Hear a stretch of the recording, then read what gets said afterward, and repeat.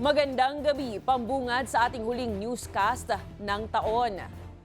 Nakaalerto na ang mga ospital sa buong bansa para rumisponde sa mga pasyenteng mangangailangan ng tulong medikal ngayong bisperas ng 2026. Katunayan ngayon pa lang, may pailan-ilan ng biktima ng paputok. Ang balitang A to Z ni Kim Salinas. Sa Amang Rodriguez Memorial Medical Center sa Marikina City, nakalatag na ang mga gamot at kagamitan upang mabigyang lunas ang mga pasyenteng mabibiktima ng paputok sa pagsalubong sa bagong taon. Itong itlog natin na nandito ngayon ay ginagamit namin to para sa mga, kadalasan mga bata yan, mga nakalunok ho ng mga paputok, gaya ng watusi, mga ganyan, para maiwasan na mas lalong kumalat ho yung lason ng paputok sa tiyan. May sodium chloride na panghugas ng mga sugat at para sa malalang sitwasyon ay may mga kagamitang pamputol din. Yung parang itong mukhang lagare na bakal, ito yung kapag sobrang malalaki na yung kailangan namin tanggalin. Yung mga ibang pangputol naman po, kadalasan sa mga daliri, ganyan, yung mga maliliit lang para mas pino yung pagkakatanggal namin. As of 11 a.m. ng December 31, dalawa ang naitalang biktima ng paputok sa ARMMC kumpara sa 8 sa parehong panahon noong isang taon. Ang una po ay isang 16-year-old po na naglalaro ng boga.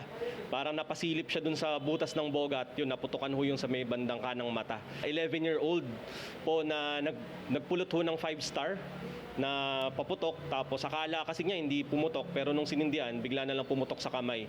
Nagtamo yung bata ng injury sa daliri, dalawang daliri niya sa kanang kamay at saka sa may bandang tagiliran po niya. Sa East Avenue Medical Center sa Quezon City, nasa 6 na ang biktima ng paputok as of 11 a.m. nitong bispiras ng bagong taon. Paalala naman ng eksperto, gumamit ng face mask ngayong pagsalubong sa bagong taon bilang proteksyon laban sa usok mula sa mga paputok. Yung ating mga paputok, I would say, pare-pareho lang po silang harmful sa ating katawan. No? Ito pumapasok ito sa ating mga baga at ina-impair niya yung ating mga immune responses. Pinag-iingat ang lahat lalo na yung may mga hika o asthma, chronic obstructive pulmonary disease o COPD, hypertension at heart disease. Yung mga nakikita po natin mga iba't ibang kulay sa ating mga pailaw, ito ay consists of different types of heavy metals.